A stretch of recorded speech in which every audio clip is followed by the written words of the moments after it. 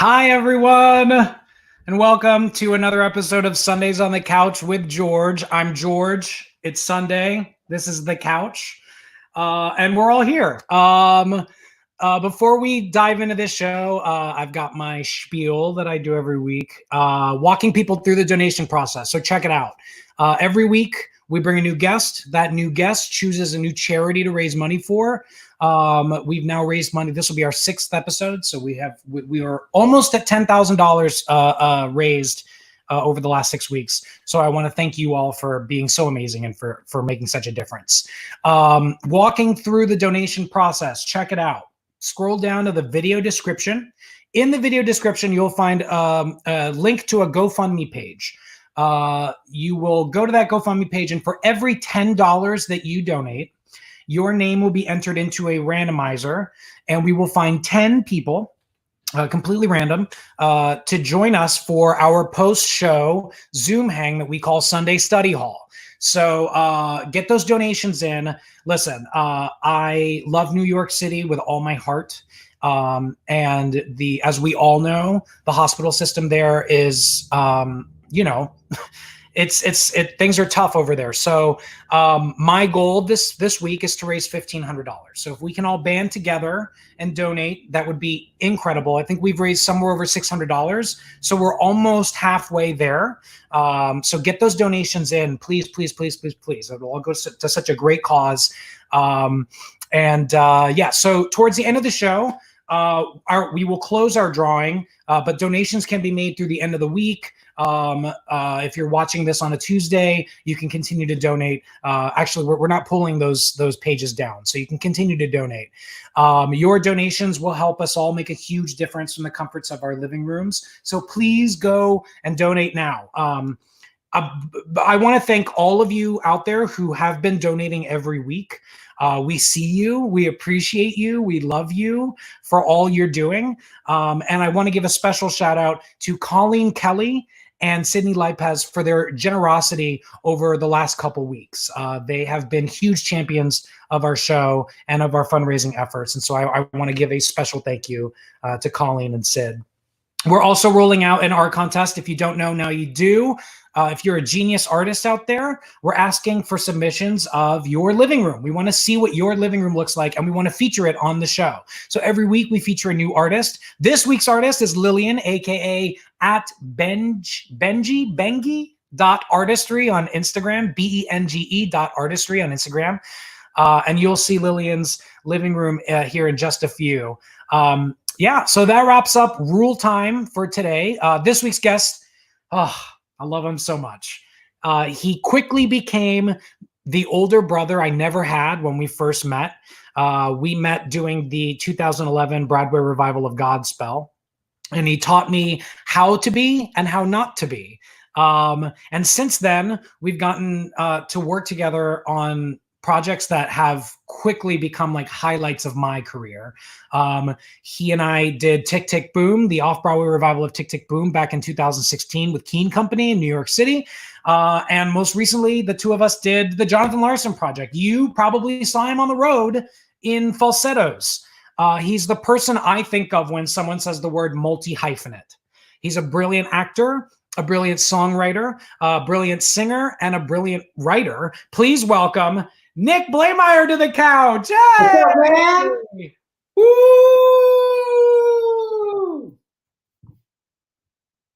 Hey, man. Hey. How's it going? Fine. How are you? Good. Not bad. I like this room. Trying to raise $1,500 today for New York. I'm not independently wealthy. Nick, it's so good to see you. I love you so much. Love you so much. You and I we've been doing our kind of weekly catch-ups over FaceTime. So it's really nice to have you on the show so that we can have our chat in front of people and for a good cause. Great cause.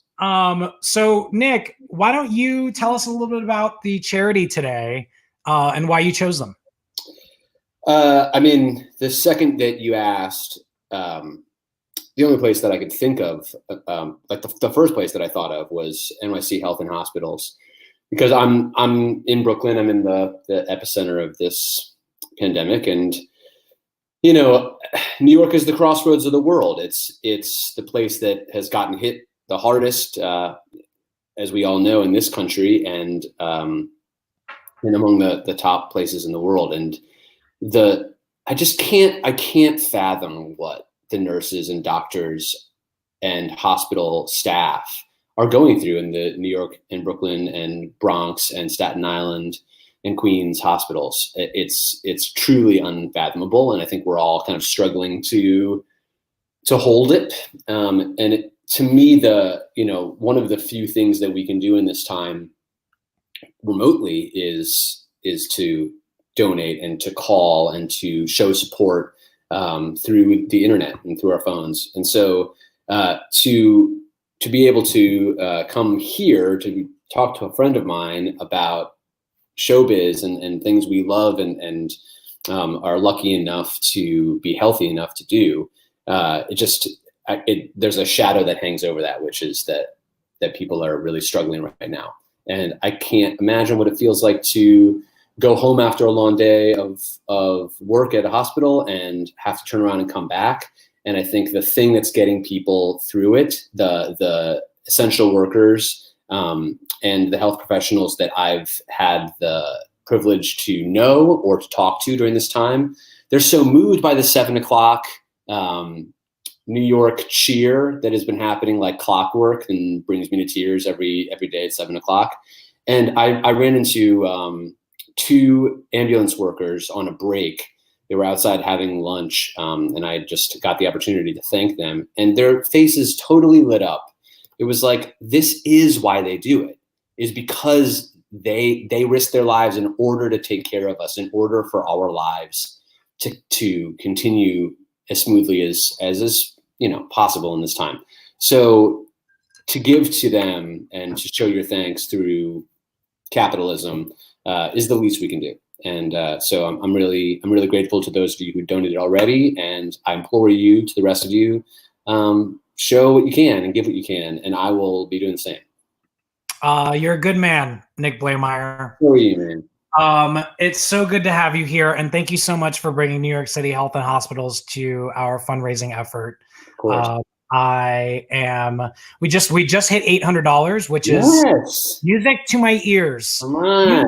My ears. Listen, right now, if you head over, if we all donate $10 today, we can very easily hit our target. Maggie Sterling, if you let's get that comment back up there, can we? Mm-hmm.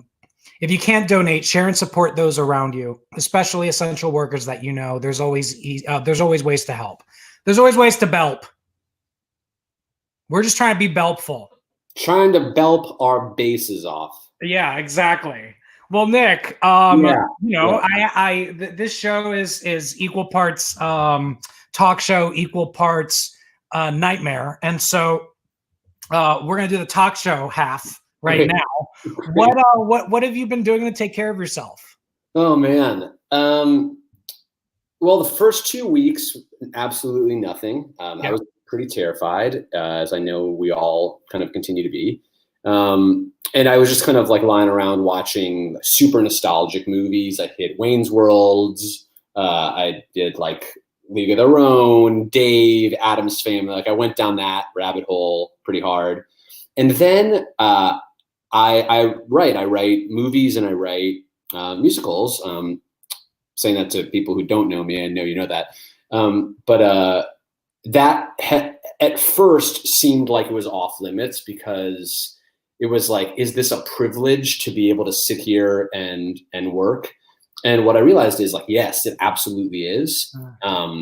But it's a privilege that is reciprocal, in that making things and passing them out into the world is exactly what the people who made Wayne's World are doing for me. And every musical that I've ever loved and you've ever loved is doing for me. And so that started getting me up in the morning. And since then, I've been like writing every day. I get up with my dog at like 7:30 and I write until my wife gets up around 10. And then I'll like watch old movies. I've kind of switched into like the Criterion Collection. I just saw Breathless, that Godard French movie that is like sexy action movie, unbelievable. Just watched Kurosawa's Seven Samurai. Just watched Warren Beatty's Reds. I'm trying to. I think what happened in the beginning was like I can take on no extra thought, and then as we progressed, it became like, oh no, now we've been gifted this time in our rooms for the worst reason possible, and why not use it to catch up on things that I've always wanted to do or see. And so that's what I've been doing. I love that. Aside from the classics like Homeward Bound and Three Ninjas that you've been watching, the Criterion Collection, do you have any favorites that you're like, everyone watching, you must watch this movie? Oh yeah, totally. You know what? I feel like not enough people have gotten to the Before Sunrise trilogy. Before Sunrise, Before Sunset, and Before Midnight. Yeah, no, I haven't seen those. Hell yes, Three Ninjas is a cinematic classic. Rocky does love Emily, and I hope they're still together. But the Before Sunrise trilogy is, or the Before trilogy is, Ethan Hawke and Julie Delpy do this like kind of two-hander, walking around the streets of Europe. And it's kind of this serendipitous love affair between these two people who are incredibly intelligent and kind of guarded. And you see them, Richard Linklater directed it, and you see them at three different points in their lives because they filmed the sequels in succession with their lives. So it's like they're like in their 20s, then they're in their 30s, and I think they're in their 40s. That's really cool. It's great. And it's so romantic and easy on the heart and the eyes right now. I mean, it's not like a super heavy watch, but I recommend. Yeah. I was worried you were going to say Contagion. No, I wasn't going to say that. But I'm glad you didn't. I'm glad that would have been a real buzzkill, Nick. Sure. Well, you are a buzzkill. Well, that's our show for today, everyone. Thank you so much for tuning in, and thank you to my special guest, Stephen Schwartz, for coming onto the show today. And my big question that I ask all the guests is, what have you been preparing to conquer once life returns to normal? So you've been doing a lot of writing, but what is the one thing that you like, coming out of the gates after this? You've got this thing ready. Yeah. I mean, I'm mostly just trying to get my head around being in a room again, watching a piece of theater or a movie, and wanting to do that so badly, and then also just like running into this like logistical nightmare about like how do we do that? And so like I feel like, have you been watching any of these like predictions? Like in South Korea, they created like a misting machine where you walk into a theater and you get like misted with this kind of healing agent, and then you get tested, and then you sit far apart. And I'm just interested to see how that works, and I'm very hopeful that that we're going to figure it out. And I do think we're going to. Like I mentioned capitalism before, and I do think that capitalism is like at fault here on some level, but also it's the thing that's going to drive us back. Yeah.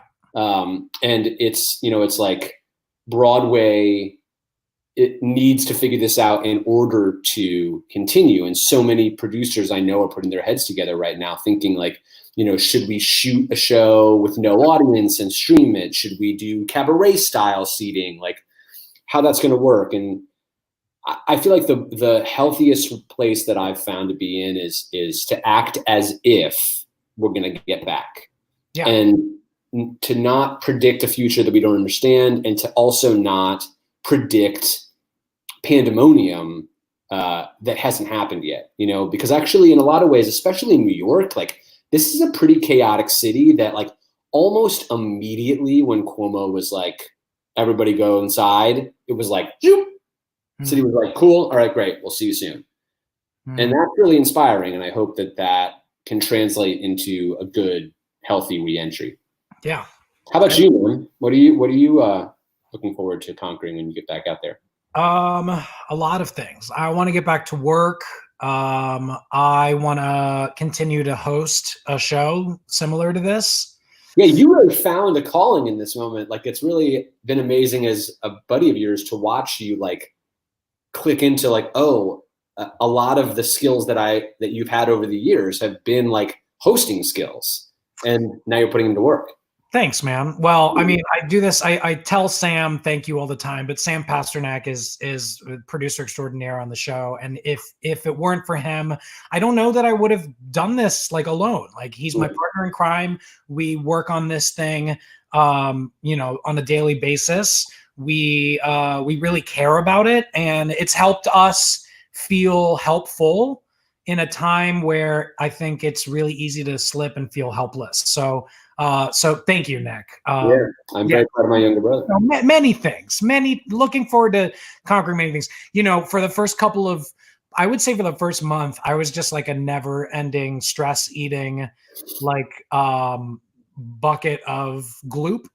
And in the last 2 weeks, I've been working out every day and trying to get my, my Broadway figure back, and I've lost 5 pounds. Come on. Very thrilling stuff. Come on. I believe it or not, all I had to do to lose those 5 pounds was, cut my fingernails. I had 5 pounds of fingernails.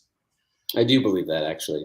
So I just cut those and lost 5 pounds. So it actually has nothing to do with the workout and everything to do with manicure.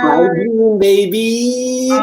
Nick, as you know, schools are out across the country for the rest of the school year, quite possibly for the fall semester as well.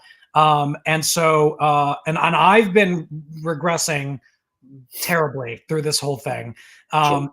I never felt safer than I did in kindergarten. And so, that I'm a huge Back to the Future fan. I know you are too. Let's hop to DeLorean and let's head to a segment we call School's Out, Baby.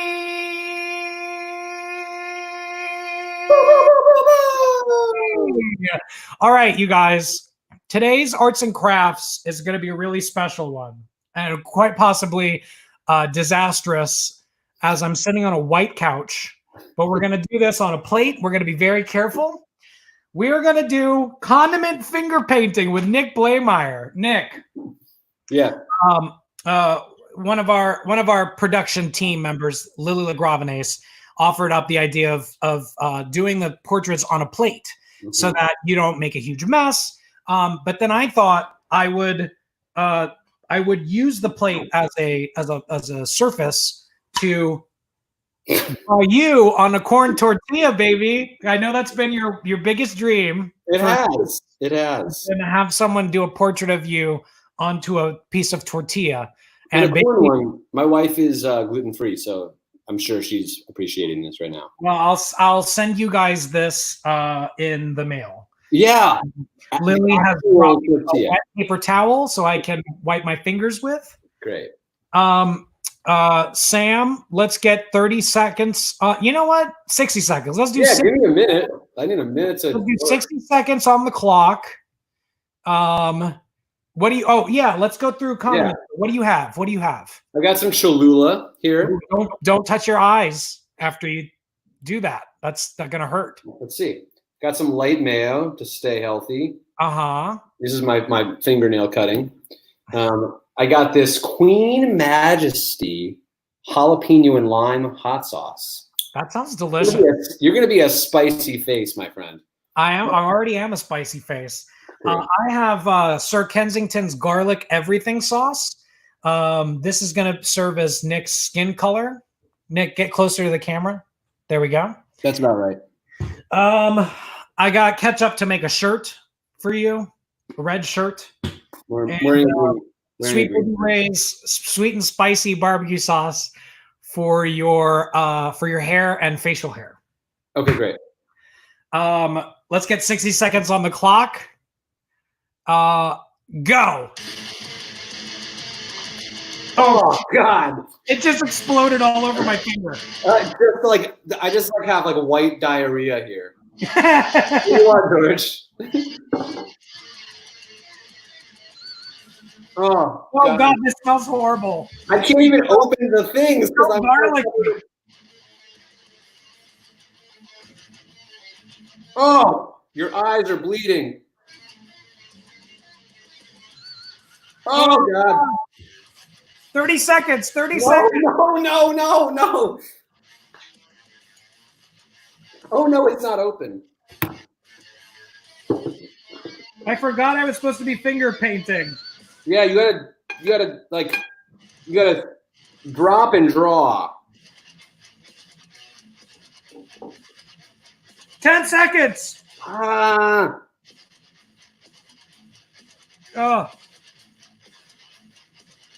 Oh, this is awful. Time. Oh. Oh God. All right, wash your hands. Wipe your hands. But wash your hands. That's bad. It smells like a McDonald's bathroom in here. Believe me, I know. A lot of late night. Like we've been to a lot of McDonald's bathrooms together in the East Village. Yes, we have. All right, Nick, I'm going to share mine with you first. Okay. What?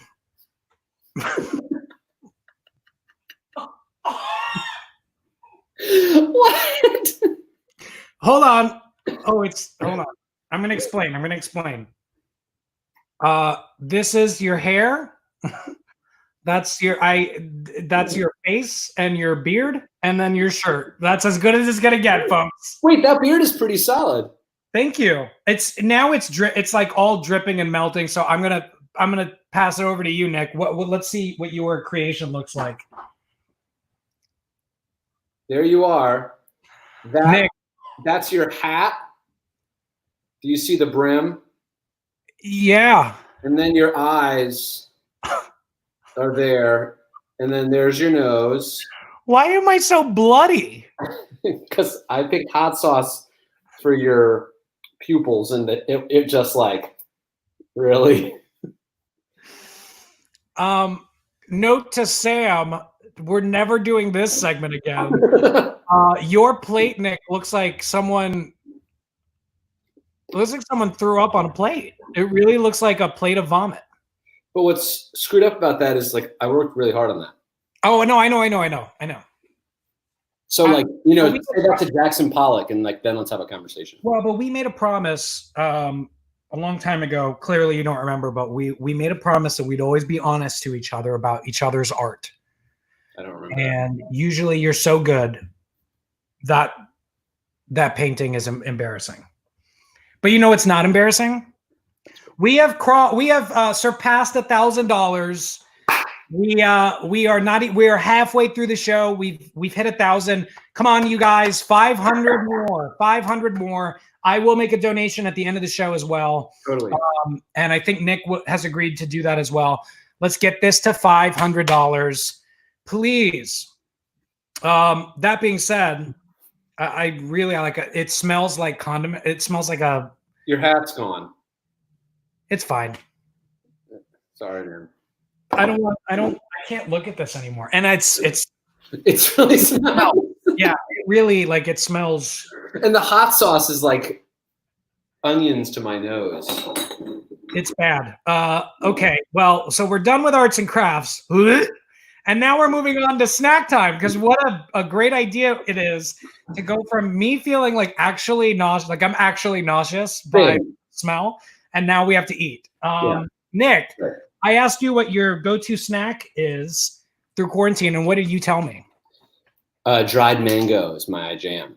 And my response to that was, what a coincidence. I have Trader Joe's freeze-dried mango. And I have a mango high chew. Ooh, give me that. I'm going to do both at the same time.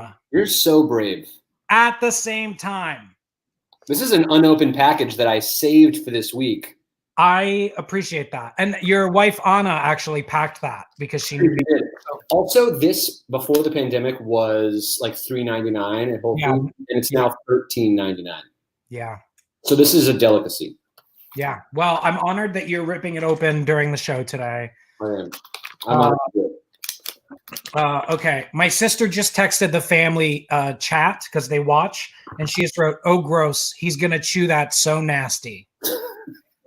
Sabrina, my younger sister, hates this segment because she says that that this is how I actually ate as a child to annoy her. So it's giving her tough PTSD. So Sabrina, I'm sorry. He's gonna chew that so nasty. We're 6 episodes in. You know to expect this. You could just mute it. You could mute the TV. Mute the TV. Joining us because the first time we did this segment, Nick, it was the only moment in the show where we lost viewers was this segment. Right. So to combat that, we're bringing in Sam and Jesse, the brothers Pasternak, and Lily and Rachel, the sisters. What? From different misters. There you go. And so I want everyone to hear the packaging first. Yeah.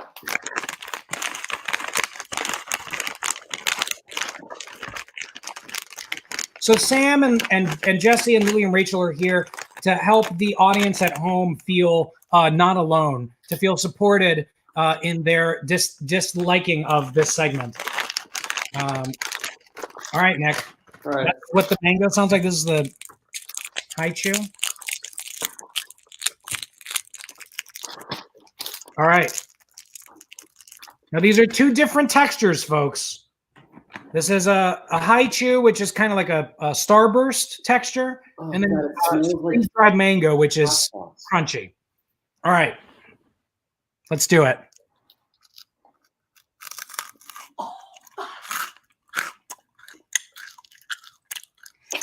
Honestly, the pairing of this is great. I'm gonna make a sandwich. The problem is that I'm such a polite eater, I don't even remember how to chew loudly. You can do it. There you go. Haichu mango with freeze-dried mango sandwich. My favorite. Sometimes I use these to make myself look younger. And I eat them. And they get ant bites all over your eyes because you got drunk and passed out in the front yard. Ooh. They're great. Going to torment me for years to come. Truth is, though, I gotta be honest, mango is like the least healthy fruit. Oh. Well, that There's a lot explains. of natural sugars. Thank you, nutritionist Nick Blaemire. It's really nice to have someone who isn't an actor on the show. Yeah, I'm not interested in theater, but You're not making any noise, Nick. Listen, if you guys get us to if you get us $500 more donated, I'll stop. I'll stop eating. For the rest of my life, I'll stop eating.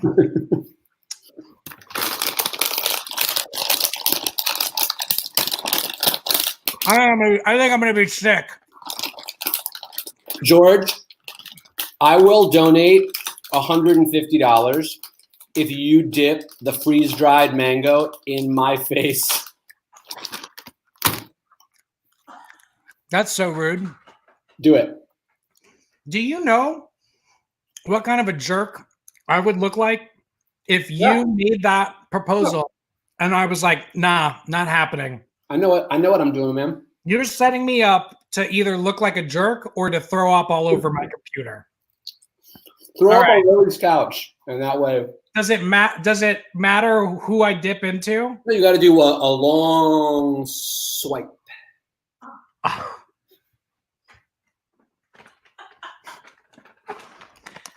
Yeah. Throw up. A long swipe like that.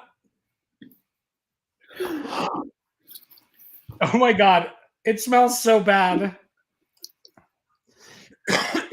All right.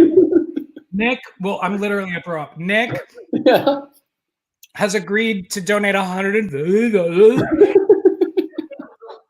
If I and all right. I wouldn't even do this if you were like, I'll pay you $150. I still would have an issue doing it.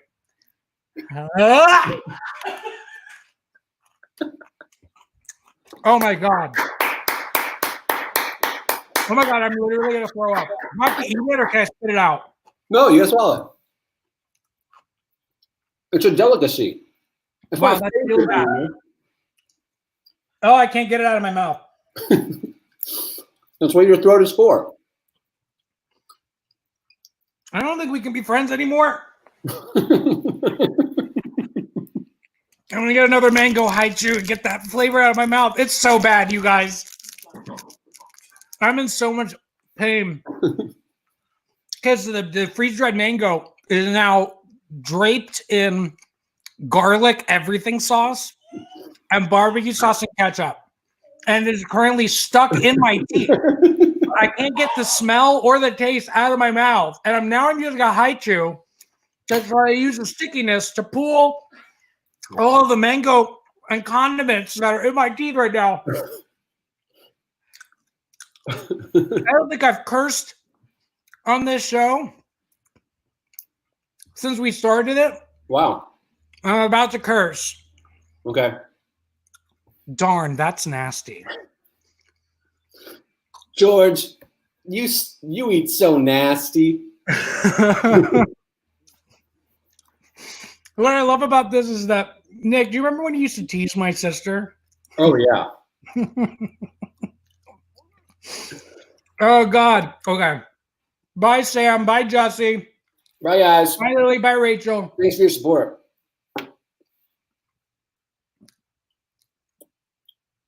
Oh, Nick. Nick, Yep. I'll donate $150 if you do the exact same thing I just did. I was really hoping you wouldn't do that, but I'll do it. I'm just gonna do it off camera so you can't see it. No, you gotta do the whole thing. Oh God, look at this. I'm not wasting all that. That's literally a mango. That's so lazy. They just dried a mango, threw it in a bag, and sold it to you. But they cut it up real nice. Did they? Because it looks like you're ripping it. All right. Oh man, I'm really nervous about this. Yeah, you should be. You got a lot of hot sauce there, buddy. 2 different kinds, and a mayonnaise and a yellow mustard. Oh God. Oh God. Oh God.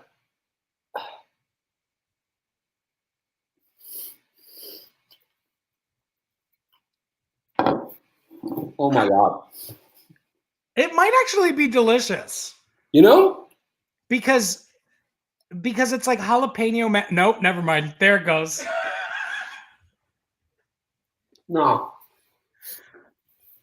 Nick, I think you've introduced a new segment to our show where we just guilt each other into donating money. Because the thing is, the hot sauce, you're right, is good, but then the mayonnaise. Oh God. Do you have water near you? Good. You know what? Stop. You can spit it out. I'm cool, man. You do it for me, I'll do it for you. Oh my God. Oh, That's God. disgusting. Yeah. All right, let's move past this. Great work. Let's move past this and move on to a segment that I like to call Redemption Talent Show. Nick.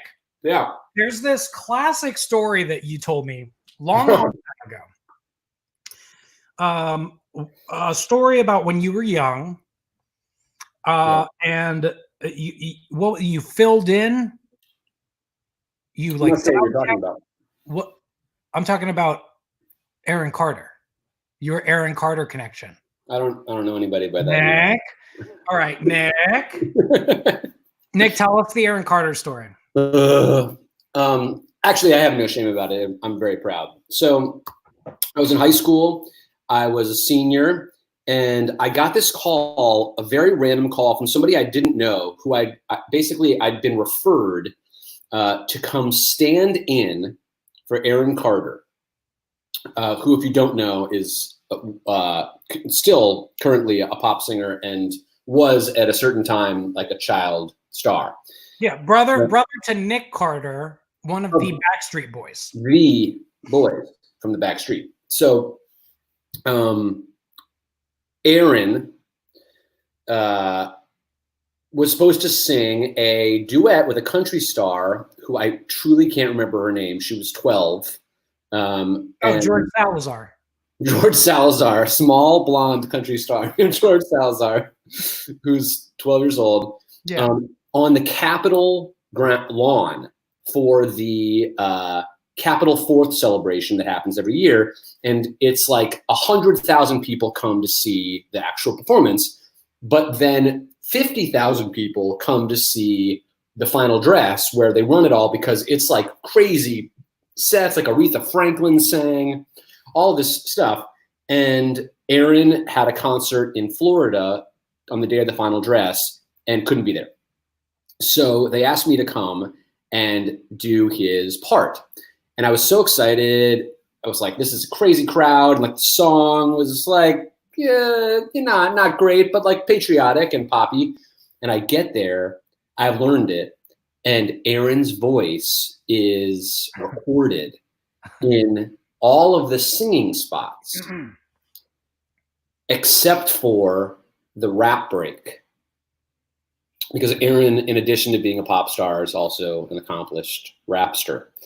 And an accomplished rapper. And so I had to lip sync along to his cadence for the song and then do the rap. And at the end of the show, it went great. My friends came. I had to like rap into the camera because there's like a Jumbotron. So like I had to like do it. And then after the show, people thought I was Aaron Carter, even though I'm a Jew. And I signed autographs as Aaron Carter. And I made the A of Aaron Carter a star because I thought maybe that was what he would do. And it kind of looked good. All right. Well, Nick, you remember the rap. Oh, yeah, by heart. Let's get another go. Ladies and gentlemen, special surprise musical guest, Aaron Carter. He is one of the most well-known Jewish rapsters in the history of rap. Please welcome Jewish Aaron Carter. I take my heart into battle, give that freedom bell a rattle, get that independence sign, declare it on the dotted line. It's Philadelphia, freedom ring, and independence. Voices sing red, white, and blue. Never give up, you represent America. Looking at life through my own eyes, searching for a hero to idolize. Looking at life through my own eyes, my own.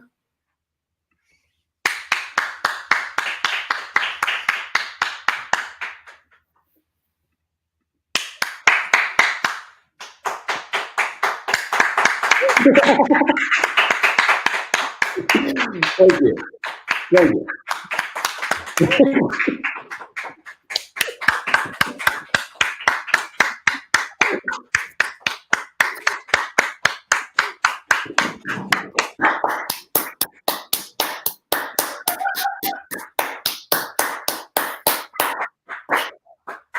Thank you.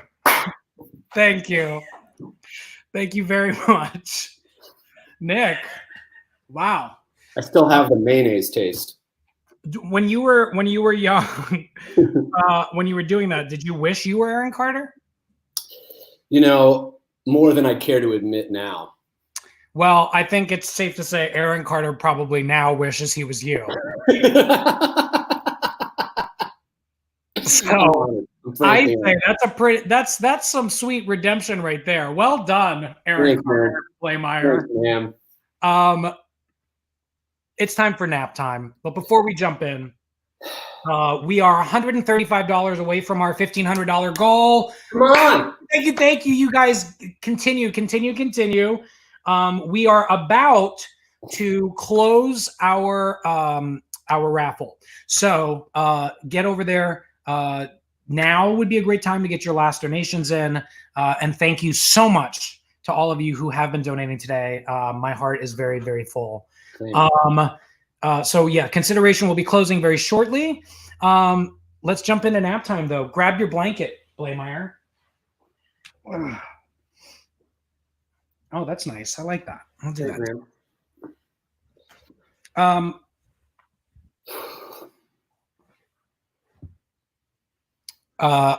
Blaemire. Yeah. You got a good nap time story? Story about a creepy dream.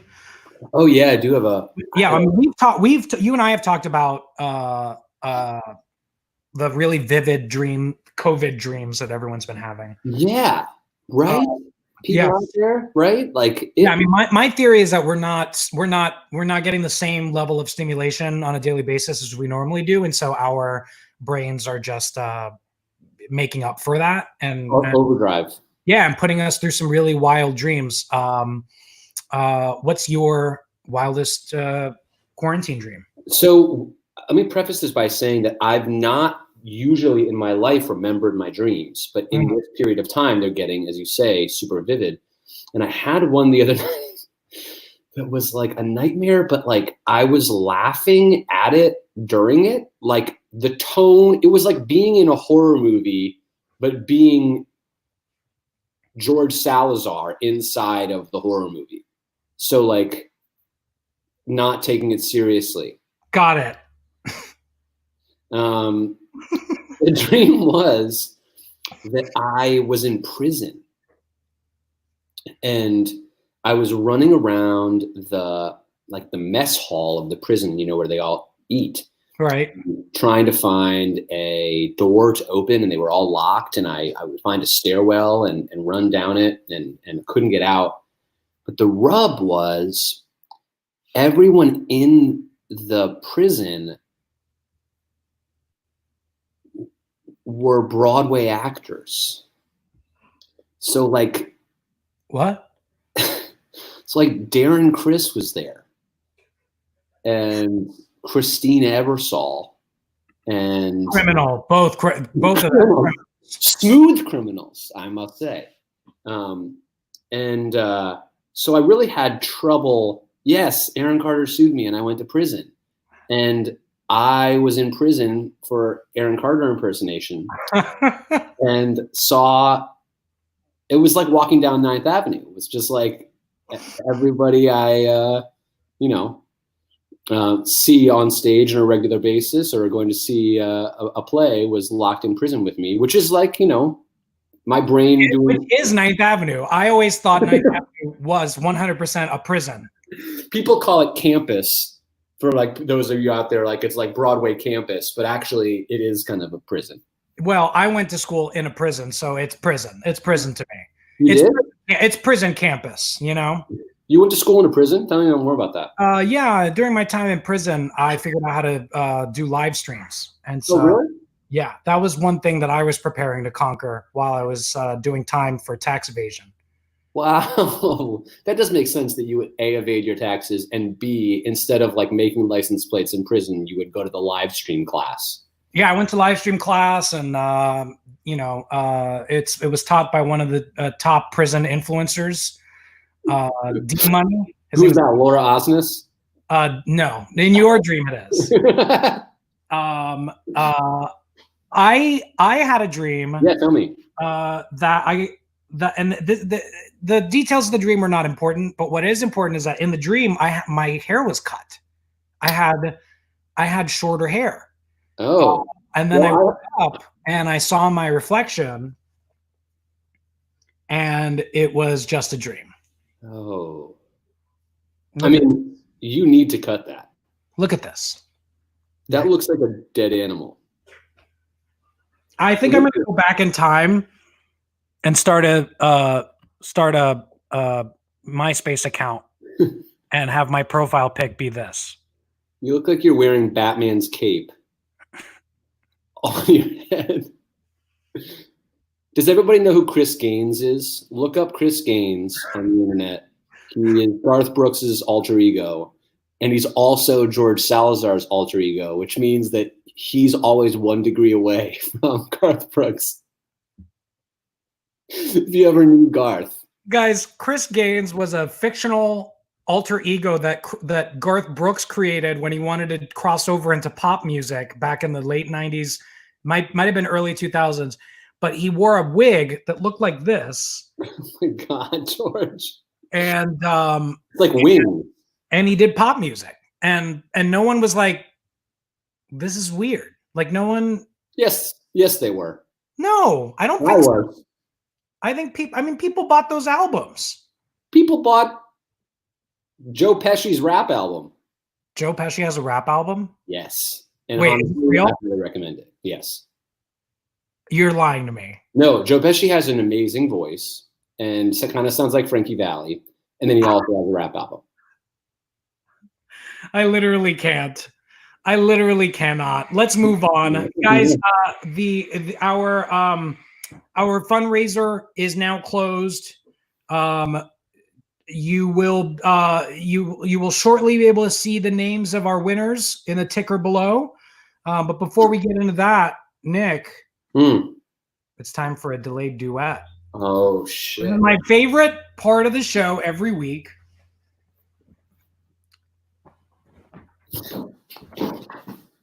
And I'm really excited to do this one with you. We had a couple of options. I'm going to be very frank and honest with the audience.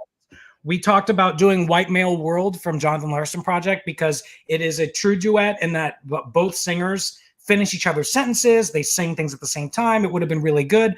But then I was like, I don't really know if we should be doing White Male World as two men, one of which is a white male.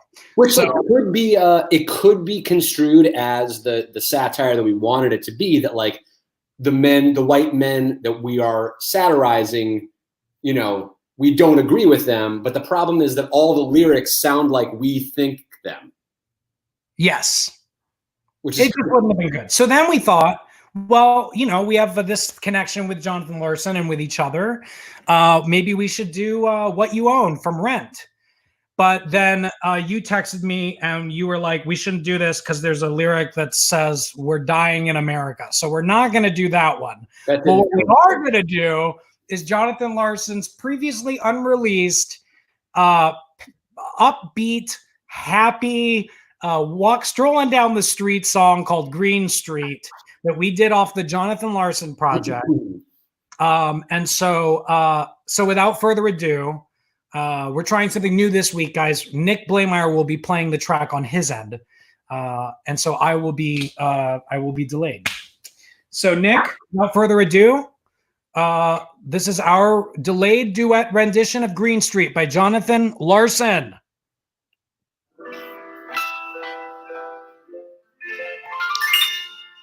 I found the sun on a midwinter day on a back street down in Soho. Aaron Carter. There was snow on the ground. Instinct told me to go out and search for a day.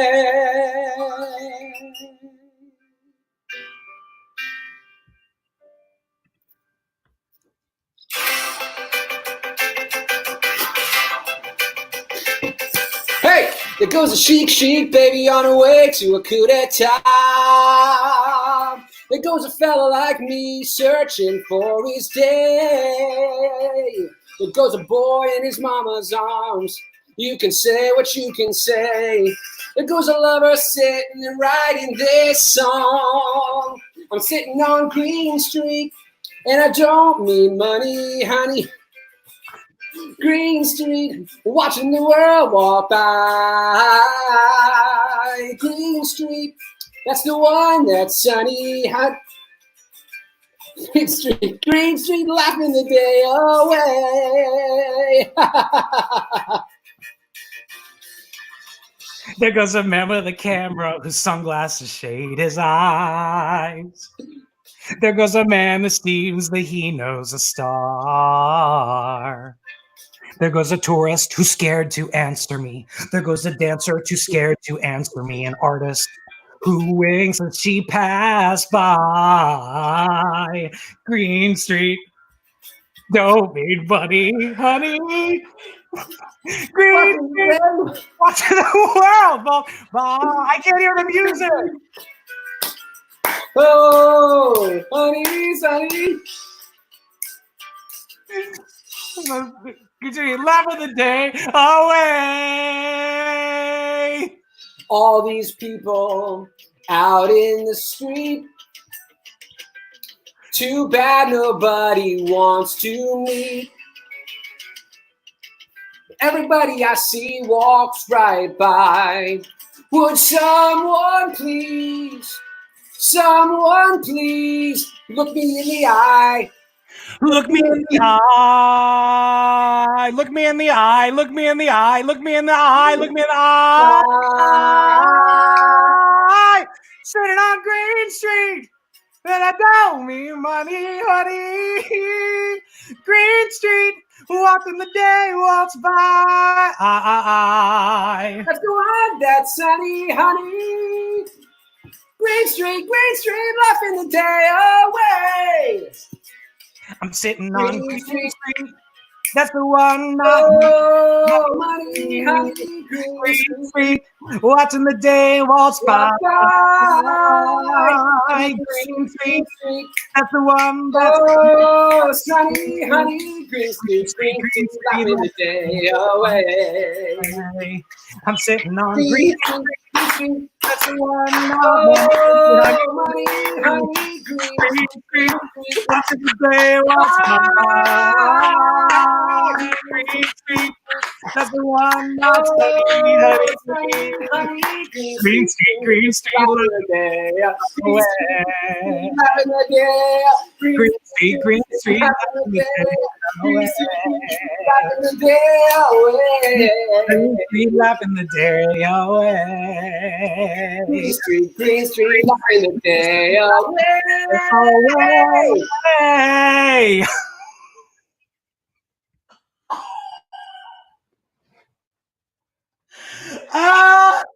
Oh. Pepper? Can we be in your concert, Jen Tepper? Oh, God. Well, I hope you enjoyed revisiting that song as much as I did. I mean, that almost beats the time that you walked on stage and sang your entrance note a full quarter tone too high. Yeah, if you don't know what he's talking about, head over to my Instagram account after the show. I'll repost this video. But there was a key change that happened right before my entrance, and we did a press performance of Green Street with Chris Rodriguez, Andy Mientis, Nick Blaemire, Lauren Marcus, and myself.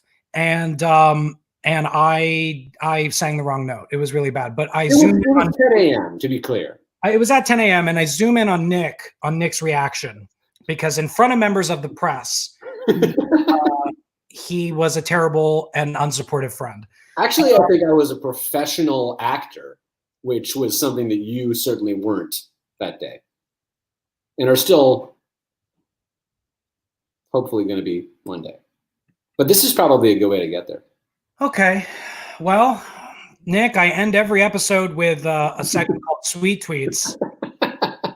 And I don't think I'm going to do that today. I don't deserve it after that, that's for sure. So thanks, everyone, for tuning in. That's our show. Nick, I surveyed the internet, and you texted me and said, wow, you made me cry this morning. You weren't supposed to see that. I need you to follow more people on Twitter so that I can fly under the radar when I talk about you. People tagged me in the tweets. Yeah, some people just didn't get it. But anyway, I selected a couple of my favorite sweet tweets. I asked people to say something nice about you, and here are a couple of my favorites. Ray J Cosplay said he is the reincarnation of Jonathan Larson. Enough said. I feel that way. I always have. I always will. Aaron K Hayes. Met him after Falsettos in LA, and he was so genuine, sweet, and kind. It was a life and theater-affirming experience. He deserves all the accolades and success and happiness, not to mention his performances are legendary. That level of talent is crazy. At Melanie Rausch says, I finally got to see Nick live for the first time at Joe Iconis' American Songbook concert, and his performance of Honey just blew me away. He has so much energy and really puts his heart and soul into his performances, and I hope I get to see him live again soon. At Moonlight DHJ says he's talented, brilliant, incredible, amazing, show-stopping, spectacular, never the same, totally unique, completely not ever been done before.